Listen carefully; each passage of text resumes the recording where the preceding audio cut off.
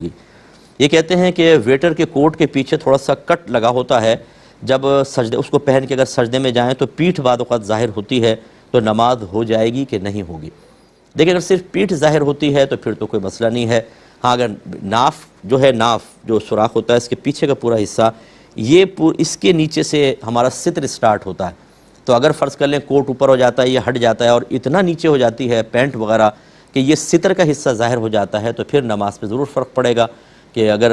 جو بھی ستر کا مقام ہوتا ہے اس کے 1/4 حصہ 3 بار سبحان اللہ کی مقدار کھلا رہ گیا تو نماز فاسد ہو جاتی ہے۔ اس لیے بہتر ہے کہ کوئی اس کوٹ کو اتار کے کوئی اور چیز پہن کر باقاعدہ اچھے طریقے سے نماز ادا کی جائے، اور یا پھر احتیاط کی جائے کہ پینٹ وینٹ اتنی نیچے نہ ہو جائے کہ مقام ستر ظاہر ہو جائے، نماز فاسد ہو جائے۔ اور اگر ایسا نہیں ہے، صرف اوپر کی تھوڑا بہت حصہ کمر کا ظاہر ہو رہا ہے جو ستر سے ہٹ کر ہے، تو کمر